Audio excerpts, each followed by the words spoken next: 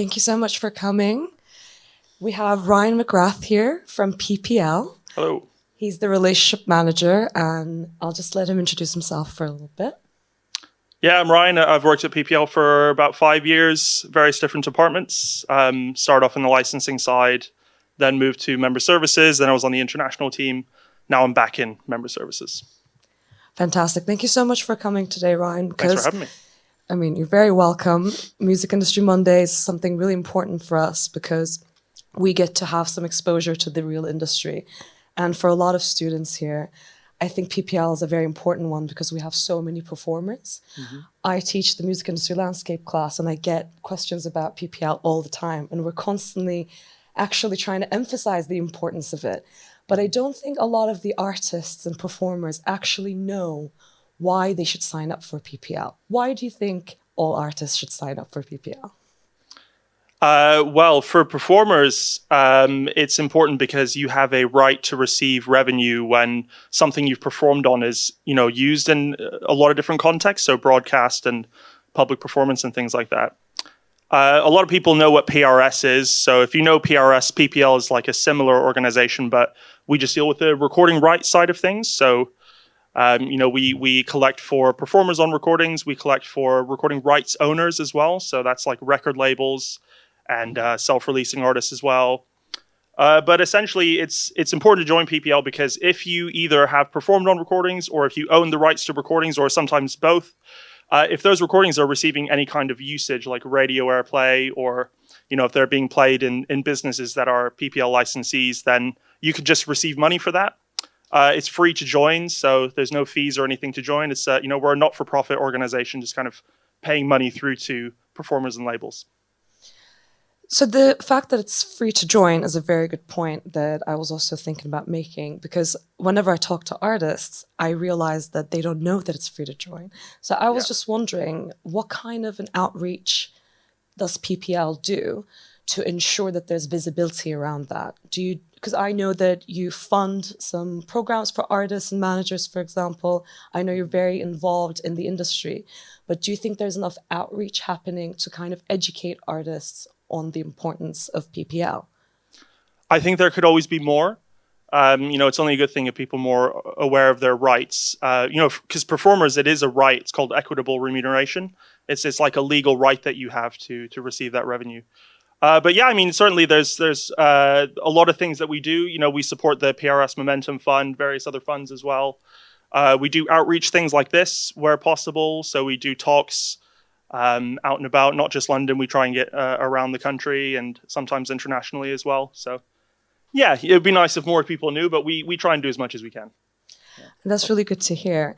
What I get from artists a lot is when an artist joins PPL, but then they can't quite navigate how to register their tracks on there. And I hear a lot of technical questions from the artists that I represent or the artists that I work with. So I know that PPL sometimes holds trainings for this kind of stuff. And I was just wondering if there are any trainings or if there are any resources that you can recommend for artists who want to understand how to technically register on PPL and where to go from there.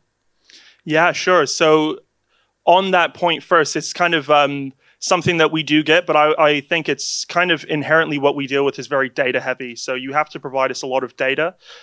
When you register a recording, there's a lot of details that we need to know just to make sure that we're accurately, matching the usage allocations to the recordings that have been used and just make sure that we're paying the right people. So there is kind of like this initial admin bump that you need to get over of like getting your repertoire registered with us, which is a bit of a hassle. But, once it's all registered, it's there and then we can collect revenue for it and that's all fine. In terms of training and help and stuff like that, we do these things called PPL in sessions, which are, I think we are now doing them again in our offices, which are in Soho. So look out for those. We send newsletters out about when those are happening. On our website as well, we also have just really good video guides and guides on how to do various things with the website. But failing all that, you can just contact us as well. We have a really good member services team, and they're always very happy to help, even the dumbest of questions. So just, if you have a question, let us know. And who do you think would be the best contact to reach out to for So artists? we have an email address for members. It's just member.services@ppluk.com. So if you're a member, a non-member, general inquiry, anything, just send it through to there and we can help you. Fantastic. And where do you think publishing admin falls into that? Because there are a lot of companies that specialize in administrating publishing. And maybe if you can actually give a brief understanding of what those companies do and how that really ties into the whole data that PPL needs. Yeah, sure. So publishing in itself relates more to songwriting because that would be more of a PRS thing. But just generally speaking, there are kind of neighboring rights representatives who they approach artists and labels and things like that, and they just essentially deal with the admin. So they would be registering your repertoire. Something that they do as well is obviously PPL is the UK recording rights licensing organization, but in other countries there are PPL equivalents. So what these representatives may do is register you with all those individually. That's kind of quite a lot of admin, and they would take a cut of your earnings. For someone who is a new artist just starting out, you may not necessarily be having radio airplay or that kind of usage just yet. In which case, it may not necessarily make sense to just immediately jump into having someone else manage your repertoire because it's, as I say, once it's set up, it's kind of set up, and you can mandate PPL to collect internationally for you as well. So, it's because it's very data heavy. You obviously have these services that will go in there, and they, because it's not a very fun side of music is to be dealing with data and stuff. So, yeah. Exactly. And I think that's why a lot of artists are turning a blind eye when it comes to PRS and PPL. But you said neighboring rights. So I'm just going to ask a quick follow-up on that. It's very hard even for industry people to understand what neighboring rights are. But for artists who are new and for students here, how would you describe neighboring rights? Neighboring rights is just kind of a catch-all term for usage of recordings and kind of exploitation. Well, not necessarily just recordings, I should say, just usage or exploitation of musical works. So, you obviously, if an album is made, it'll get sold. That's kind of the primary thing is like, sales and streams and stuff. But this kind of outside usage where it's, being played on the radio or it's being used by licensees and stuff, it's called neighboring rights just because it's kind of like it's on the peripheries, if that makes sense. Yeah. And what about performance rights? What does PPL do to ensure that artists can get royalties for their performances? Because I think that's also another topic that a lot of people don't realize that PPL does. And what are the kind of innovations that you have in place to be able to collect performance rights?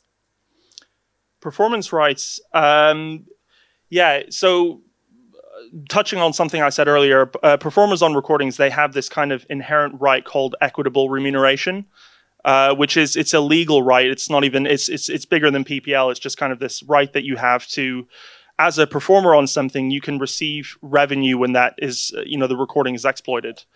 Our collections for performers are, we're collecting that revenue on their behalf. But in terms of the way that we collect, the rights holder side of things is kind of important too, because we can only collect on recordings that are registered with us by the rights owner. So you do sometimes have situations where a performer may have been on a recording that's getting usage, but if the recording hasn't been registered by the label or, whoever the rights owner is, we can't collect for it, which does negatively impact the performer as well, unfortunately. It's just to do with the assignment of rights and how we are actually given the right to license music. But yeah, I don't know if that helps at all. Yeah. Well, what about when an artist performs at a venue? Are they supposed to go back to PPL and report the songs that they've played there so that they could get royalties from that? So it's a good question because we don't deal with live performance at all, actually. So we just deal with performances on recordings. PRS, because they deal with songwriting, you can get paid for live performances if you're a songwriter. If your song has been performed live, venues have to pay for a PRS license for live performance. So, you could get that side of things. But if you're a live performer, there is no kind of right for that, at least not in the sense that we deal with. So it's just mainly to do with recordings is where we collect for performers. And what do you think what is your relationship with the recorded music industry? Because that is something that I think also not a lot of people know. What is the shareholding structure of PPL? Is it fully owned by majors? What is the kind of relationship that you would have with record labels, for example? Yeah, I mean, so PPL was set up by record labels, so there is kind of like a long history there. It was set up in the 1930s by EMI and I think maybe one or two other labels. And it was all to do with the fact that the company name PPL is Phonographic Performance Limited, which is to do with like wax phonograms that were being played. So this is like back in the 1930s, there were cafes that were playing, these wax cylinders, and then the record labels just kind of banded together and said, they're using our music in a business context, so they should pay for a license, which is true. And that's kind of where it went from. So in terms of the ownership structure, I mean, we are a not-for-profit organization. So I don't know exactly how that works in terms of who owns us, but in terms of things like decision-making and stuff like that, we have a board. So our board is comprised of people who are prominent people across UK music industry bodies. So we have performer organization people on our board. We have people from labels on our board. So essentially, kind of what drives our processes and changes, everything like that, is kind of like a conglomerate of the music, the UK music industry. That was a great answer, and I was wondering, because this is something really important for up-and-coming musicians, especially having such a strong relationship with the majors. Does PPL care for DIY artists, and what are the things that they can do for them? Yeah, absolutely. We care for DIY artists. I mean, it's part of the reason why we try and do outreach like this, just to get everyone registered. Because as a not-for-profit company, we're not driven by like, oh, let's get as much of your money as we can. It's like we just want people to know about the rights they have and the money that they can earn from this. No, we're definitely not just all about the majors. And it doesn't matter how big or how small a member is. They're all important to us. Fantastic. That's what we like to hear. Yeah. And in terms of, because you just spoke about how, it's a misconception that PPL would also deal with live performances. But what about live streaming concerts? Because that was something that was really big during the pandemic, and COVID actually really created that market and really pushed it. And I know that there's been some discussions on it, for example, because it's a recorded show a lot of the time. Does that fall into PPL's territory? Yeah, so when it comes to live performances, the initial live broadcast of a performance is classified as live, but rebroadcasts of a live recording, that's a recording being rebroadcast. So that would, there's kind of something there for that. But the general point of like live streaming and stuff like that, this is kind of true of just the music industry at large. Things change very fast. So we don't license live streaming really. Like we don't license the usage of music on like, Twitch or YouTube Live or anything like that. It's kind of, unfortunately, a slow moving process where, when a rights holder member like a label registers with us, they're assigning rights to us. So they say, PPL can license the usage of our music in these specific contexts. It's like, their forms that they signed with us are an agreement essentially. But for us to add on additional rights types that we can collect for is like a very long process. So unfortunately, it can take a while for organizations like PPL to catch up with things like live stream, because there's so many, there's laws that may need to be changed, and we, company policy, as I say, we have a board, so everything needs to be approved by the board. So unfortunately, we don't collect for live streaming just yet, but in theory we should do, because it's the exploitation of recordings in a business context most of the time, they're making money from it. So it's just ever changing. What it about is, on-demand streams? Do you collect from that? And apps like BBC Sounds, because that was also a discussion when the app was first founded. Yeah. So we do collect for some on-demand streaming things. and it kind of gets a little bit muddier with that side of things, because some of them will work with rights owners directly. So if you take Spotify, for example, Spotify doesn't need to pay PPL for a license because rights owners register with them directly. So, the rights owner is, when they register their music with Spotify, they are giving them the permission to offer it as on-demand content, and then they receive the revenue directly from Spotify. But there are ones where PPL is kind of the intermediary agent for that. So there's smaller ones. I think what are they called? There's like Live 365, Deezer, Mixcloud. Yeah, nothing too big, because things like Apple Music and Spotify, YouTube, stuff like that, they're all just like a direct relationship between who owns the rights to the recording and whichever service it is. Which is a very important topic these days in the industry. I would like to hear your opinion on this, actually, because I talk to my students about the DCMS, and especially with the most recent developments. I'm sure you've heard of this, with the committee hearing and the economics of streaming. So what is your take on that, your personal take on that, and what's been going on in the industry in terms of us waking up to the lack of transparency in these streaming services, and where does PPL stand in that? Well, I would hesitate to speak for PPL as a company, because I don't know what our specific policy is. But I think there's a lot of good talks happening at the moment. I do think it's quite indicative of the way the music industry is set up right now. That is it Phil Eck, the Spotify guy? Is he the owner of Spotify? Daniel Eck, yeah. So I find it hilarious that all this DCMS stuff is going on, and the guy recently bought a yacht. It's like, clearly things are a little bit unbalanced. I think it's a great thing. I think that rights owners and songwriters and performers need to be paid for streaming as well. Because, going back to what I was talking about in terms of like our collections for performers are kind of tied into what we do for rights holders. And what that means for streaming is that performers don't really get their equitable remuneration share at the moment for streaming, which is really unfortunate. Thank you for that. And one thing that is still a big revenue for artists is sync placements, right? Mm-hmm. So I was just wondering, just to sort of break it down to somebody who doesn't quite know the details of how sync works, how does PPL give a sync license? What is the process of that when an artist, let's say, who owns their masters, wants to actually have a media placement themselves? Yeah, so this is another one where it gets complicated, because there are certain areas where PPL does sync licensing, but then other areas where it's one of those direct deal situations again. So PPL, we license television channels. So like BBC pays for a PPL license, Channel 4, everything like that.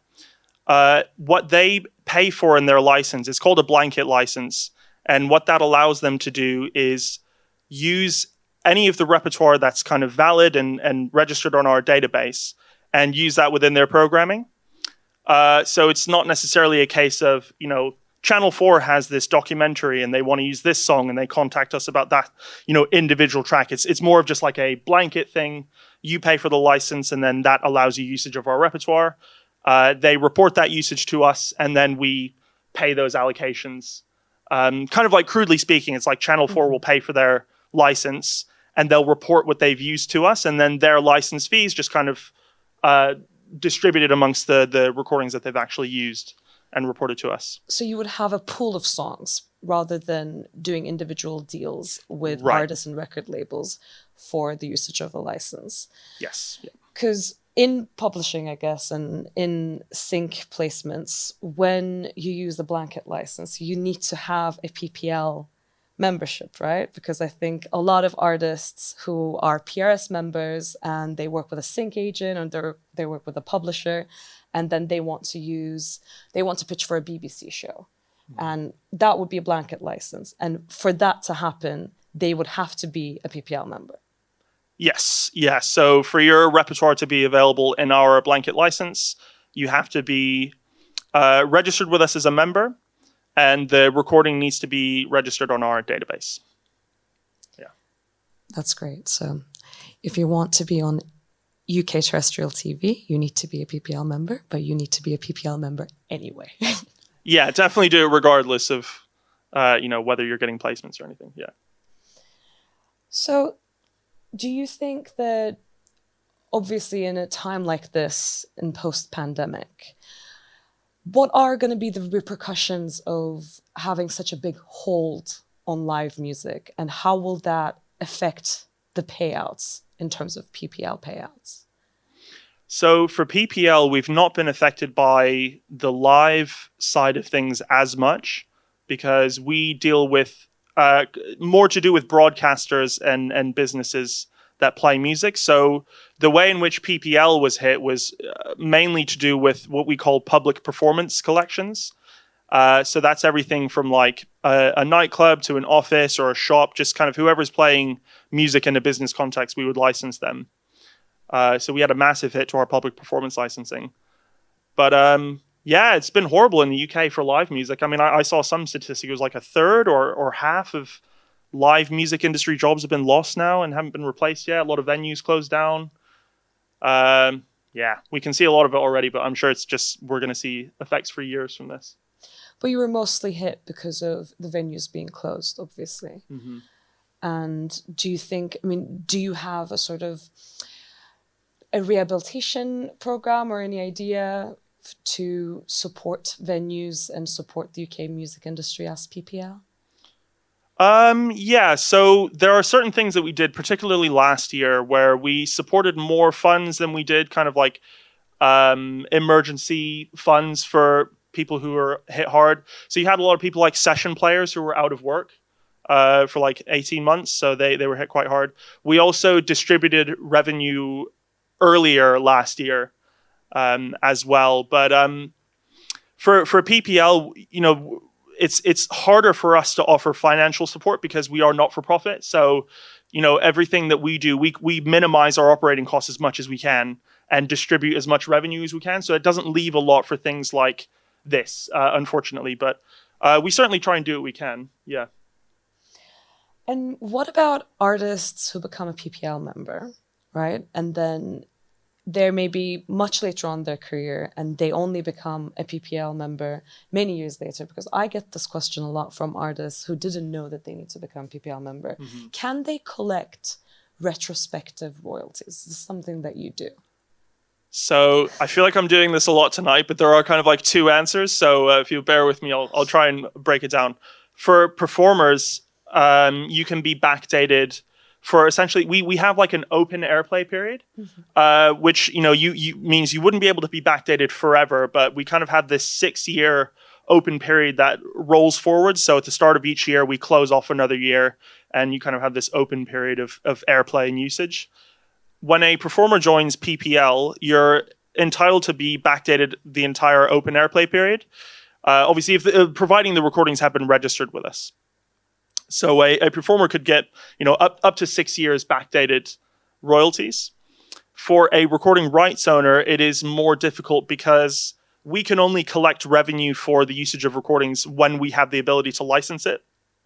And what that means is if your recordings weren't registered with us previously, then in those older airplay years, that means we didn't technically have the right to license its usage, even if it may have been played on BBC or things like that, because they don't check that everything they play is registered. Sometimes you get cases where they're reporting something that hasn't been registered with us.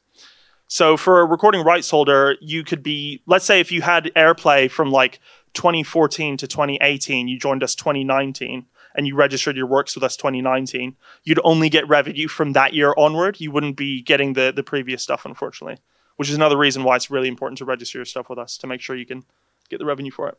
And does that mean that a song that's not been registered in PPL basically doesn't exist in terms of royalty collection? Unfortunately, yeah. Yeah. And what about territories? If I'm a UK artist, do I need PPL for UK-based royalty collection and then a different collection society for the US, or does the PPL do global territories? We do collect worldwide, or at least, some countries don't have a PPL equivalent. So like a lot of Africa is developing, they don't have societies like this in most countries, but we can essentially cover, I think it's like over 90 or 95% of the available revenue that's in this kind of area. So that's, most of Europe, a lot of Asia, the Americas and stuff. And so we do collect internationally. It saves you the time and admin of everything like that. Our international cost rate is 7%, so it's pretty competitive. If you're just starting out, it's worthwhile giving us an international mandate, so you don't have to worry about, because if you didn't have PPL, or if you didn't have a representative doing that kind of thing for you, your UK side of things could be covered, but if you're having airplay in like Germany or France or anywhere like that, you wouldn't be getting that revenue. So it's definitely important to have someone collecting that for you. And as I say, if you're just starting out, it makes sense to just have us do that. Thank you. I think you've covered this before, but I just want to sort of finish with a more specific question. And then I want to open the floor for questions from the audience, because I think it's very beneficial for them to ask you what's on their mind as well. Let's say you're a producer or you're a composer. I think a big revenue stream for that is production music libraries. Mm-hmm. And a big revenue stream for producers like that is bespoke commercials and writing compositions and writing music for specific media outlets. When that happens, let's say I was commissioned to do the next score for the next Spielberg film, every single time that music gets played, do I still get royalties for it? So when it comes to things like production music, library music, the vast majority of that isn't registered with us, and we don't collect for that because, again, this is the whole direct deal thing again, where a TV production company, when they need library or production music, they go to library music companies and they get the rights from there. So the vast majority of what we deal with are commercially released recordings. So they're recordings that have been released already, and then they're receiving subsequent exploitation or usage. So no, you would not expect to be paid for library music through us. But how do we define commercially distributed music? Does that mean when I put my music on Spotify and SoundCloud, what's the difference? Does SoundCloud matter to PPL, and does Bandcamp, for example, matter to PPL? How would you define commercially distributed? Yeah, I think it may be important to clarify that we're not making a decision not to deal with library or production music. It's just kind of separate to us.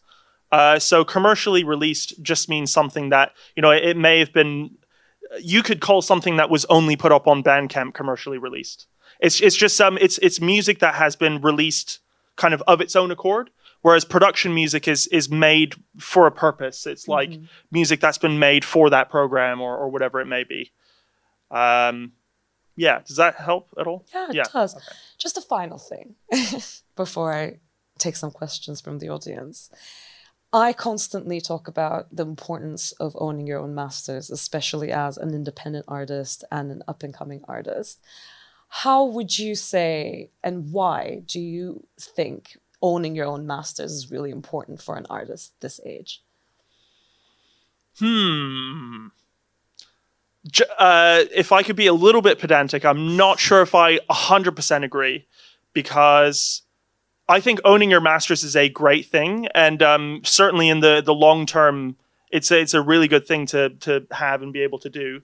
But labels do offer opportunities that you may not necessarily have otherwise, which, the trade-off of not owning your masters or licensing them, the pros might outweigh the cons. They may have better distribution. You may get a bigger platform by going with a label. So I wouldn't write that off totally, but I would say that owning your own masters is definitely a lot more common nowadays. And it definitely gives you a lot more control. So when you own the masters, they're yours to do with as you please. I would say, what determines the ownership of masters is typically who funded the recording, as a lot of people are bedroom musicians and things like that nowadays. You're kind of doing the recording everything yourself. So a lot of the time, musicians these days are naturally rights owners, just kind of automatically by virtue of the way they're doing things. Thank you. That's a very well-rounded answer, actually. And especially when it comes to sync, of course, 50% goes to publishing and 50% goes to whoever owns the master. So I believe we covered the sync aspect very well as well. Yep. I would like to get some questions from the audience now. This is a really great opportunity for you to truly engage with PPL, and Ryan is a great person to have here. Thank you so much once again for agreeing to join us and having a conversation with the future of the music industry. So let's hear some questions. My question is, who counts as a performer? So if you have a producer, and for example, like musical typing, they then count as a performer, or if it's on a keyboard? It's a great question. Yeah. So generally speaking, a performer on a recording is someone who's made an audible contribution, which is kind of inherently kind of vague, but the role of a producer is an interesting one because that has changed a lot over the years as well. You know, producers back in the day, they would have just been operating recording equipment, setting up mics and doing things like that, which isn't an audible contribution. But a lot of producers nowadays, they are doing things like drum programming or playing keys or doing things like that. So if they've made an audible contribution, they've added some kind of instrumentation, or even if they're conducting like a string quartet recording or something like that, that's an audible contribution. So it depends on what they've done, but generally speaking, if they're adding some kind of instrumentation, a part, they're sequencing drums, whatever it may be, they would be a performer as well. But the producer, I should probably explain contribution categories as well. We have, for contributors, there are featured artists and non-featured artists. The featured artists are the main artists on the recording. So, you know, let's say if you have a Beatles track, the four members of the Beatles would be the featured ones. If they had a string quartet, the string quartet would be non-featured. And a producer would typically be non-featured, which would mean they would get less money as well. Does that answer your question? Well, let me ask you a follow-up then. Do you no longer think that, do you think that session musicians are the backbone of the industry? Because, as you said, genres are changing, the industry is changing. There are a lot of electronic music that's happening right now in a way that producers play much more different roles. So who do you think would be, in terms of performers, would be the backbone of the industry right now? Ooh. I'm going to make someone hate me with this answer, no matter who I choose. You have to represent PPL for this. Just be Ryan. So they're both important in their own way. I would say session musicians historically are the real backbone, though, aren't they? They do the live stuff as well. I think we have to give it to them. Some of the more iconic parts have been played by session musicians as well. So, yeah. 100%. Go for them. Why not? Can we get more questions from the audience?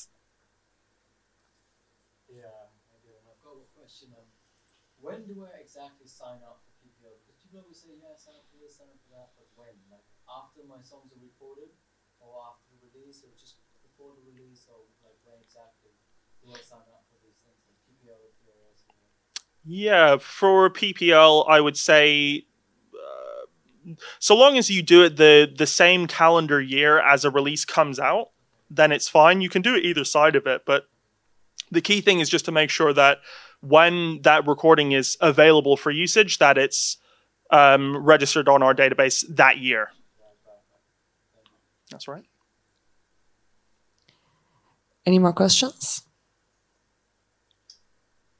Is it worth like signing up to both, like PRS and PPL, or either? So they deal with different things, so they may both be applicable.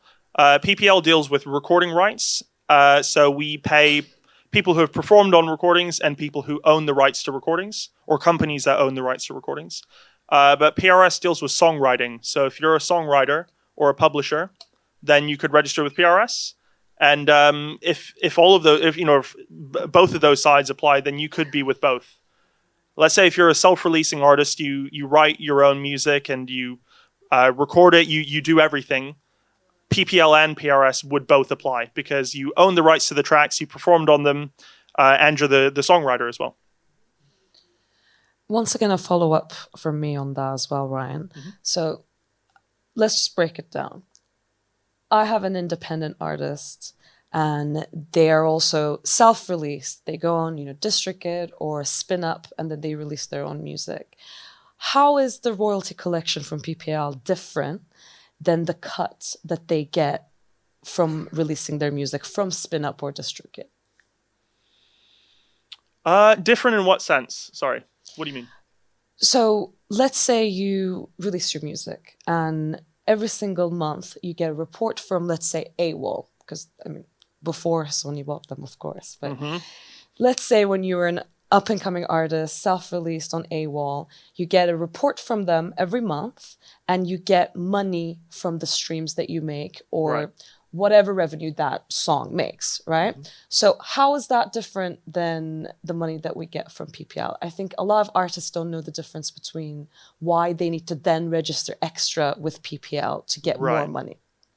Okay, yeah. So distributors like AWOL and DistroKid and things like that they are a middleman between you and platforms like Spotify and Apple Music and things like that. Whereas PPL is a middleman, if you like, between broadcasting usage and stuff like that. So they're kind of different areas. And oftentimes it would be the case that you need to register with a distributor as well as PPL, and you would receive, payments and statements separately from them. Just kind of different areas. And how often do PPL members get their statements? So we distribute UK revenue twice a year. Our main payment distribution is June, which is when we release the previous year's, or it's our first payment for the previous year's usage. And then December is our second one, which is kind of just like an adjustment distribution. But we also have international payments as well. So if we have international revenue that comes in, we distribute that quarterly. So it'll be March, June, September, and December that we pay that out. So after registering a track, when can an artist start expecting some revenue from PPL? Because it takes a long time and a lot of people don't realize that obviously there's a big period where the royalties roll over. So when would that be roughly? Yeah, so let's go through an example of, let's say you have a song that you've released this year. It's already out, it's getting usage and things like that. You register it with us now. So it's on our database. That usage is being reported by our licensees. We're taking that in. The 2021 usage will first be payable in June 2022. That would be the first available payment distribution where we're going to deal with 2021 airplay. So you would expect to see the first of that money in June 2022. And then just kind of ongoing from there as usage occurs. Thank you. Any more questions from the audience? Is PPL only for the UK or is it international? So in terms of where we license, it's just the UK. But we do collect internationally. So we have reciprocal agreements with the PPL equivalents in other territories. So, we send money to them for their performers and their recordings being played in the UK, and vice versa. They send us money for our recordings, our performers, everything like that. And you can mandate us to collect from other countries. Can you give us some examples on the different types of license? So, again, I feel like everything I'm explaining is like there's a lot of different layers to it and complexity. Licensing is exactly the same. So, the license that a business or a broadcaster is going to pay is they're quite different. So the way that it works is, generally speaking, the license that you pay is kind of like somewhat proportional to how big the business is or how much money they're making. So for a radio station, it's going to depend on their listenership, how much money they're making, and then for something like a hair salon, their tariff is based on the number of stations they have. So if they have 3 like stylist chairs, I don't know what you call them, that's going to be a different price to like 2. So it gets pretty complicated. But yeah, they're generally speaking, they're like tailored to the business or the broadcaster, what they do, how big they are, etc.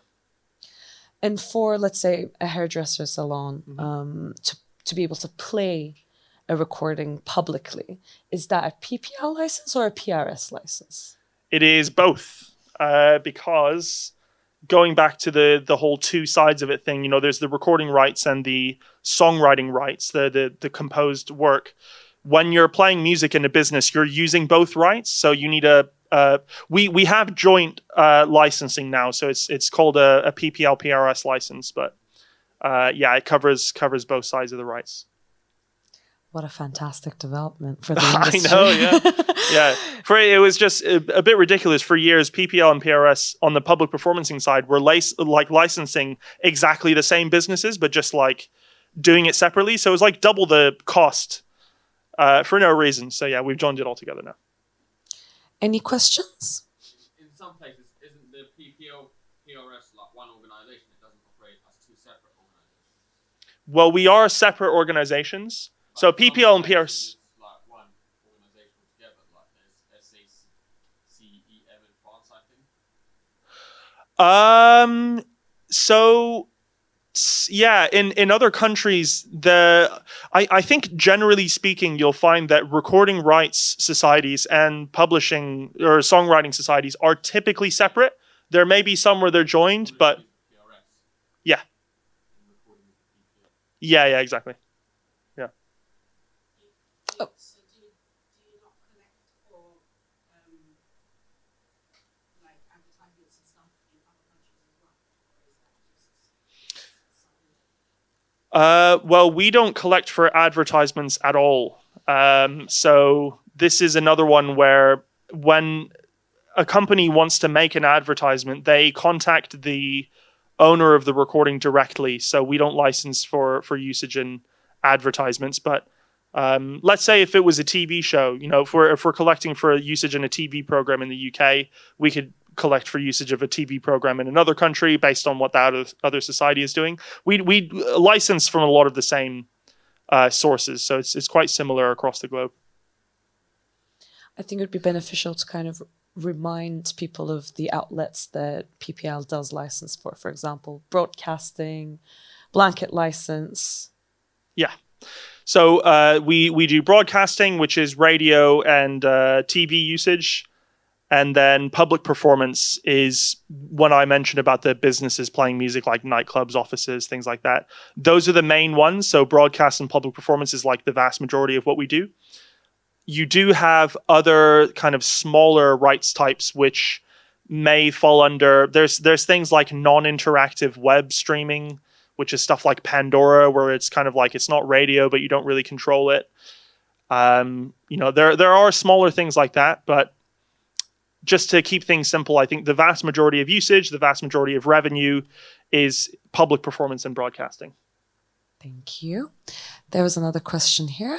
Do you work the same way as PRS in the fact that the percentages of performance? So if someone's performed more multiple instruments, do they get more from you than someone who performed less? Not in terms of the instruments. So we pay people based on the contribution category. So if you're a featured artist, you're getting a featured artist share. Whether you did 1 million instruments or one, you're a featured artist. So that's like, the way that your share is determined. And then, the splits on the performer side are just kind of determined by how many featured artists there are versus non-featured and how many of each category. And it can get a little messy quite quickly, but featured artists get a lot more. That's a really good question, actually, from the audience. And I would like to ask something a bit more specific once again about that. Let's say I'm a session musician and I walk into a studio and they've told me to play this thing. How will I know and how will I determine just how much of a cut I get and which category that I'll be registered for at PPL? Is this something that session musicians or musicians in general need to agree upon before a session? Is this something that they need to deal with the record label with or directly with PPL? How would you advise artists who could be exploited or who would be maybe uninformed about the ways that they need to protect their own rights as performers when it comes to session musicians. Yeah. Okay. So session musicians are pretty much always going to be non-featured because they are not the main performers on the recording. They are, supplementary. So they're not. I can't think of an instance where they would be getting a featured share. So the main thing that a session player is going to have to worry about negotiating is their fee, essentially. I don't know too much about that side of things. So I'm afraid I don't have too much advice on making sure that your agreement is like, you're not being scammed, basically. But it may help to mention that equitable remuneration, which is the right that performers have, cannot be signed away. So, you may sign a contract, which means, you give us your equitable remuneration. But even if you've signed something like that, your right to receive that revenue is inalienable. The only way in which that revenue or the right to receive that revenue could be passed on to someone else is if you pass away, in which case it's like any other right that you have. It's part of your estate, and a beneficiary can continue to receive that revenue. That's an excellent point, Ryan. Thank you. Mm-hmm. Any more questions from the audience? Frankie? How do I, what would you need for me to prove to you that I wrote this song? Like, would you need just, say, an email with the date on it, or just proof when I wrote it and first put it out there? So you don't have to provide proof initially. The way in which our systems work is just it's kind of like on good faith. So if you're registering something with us, the system isn't asking you for proof off the bat. It's just kind of you are allowed to register it and put it through or whatever. The only instance in which you would maybe have to provide evidence or some kind of proof to us would be if you had two or more parties trying to claim the same thing. So that's quite common, between recording rights owners is obviously catalogs shift around and, there may genuinely be a dispute of ownership between companies. But only in that instance, if there is a dispute of ownership, we would ask for evidence. So for you just starting out and just registering your stuff, it's not something you really need to worry about. Does that answer your question?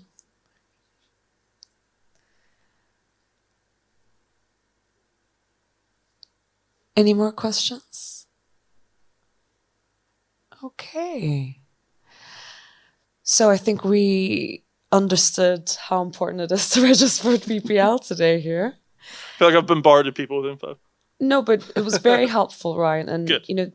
Sorry that it was obviously very educational and I had to ask a lot of specific things about licensing. But I think it's very important to raise awareness on what PPL does. And it's very important for the UK music industry. So thank you so much for coming to represent it again.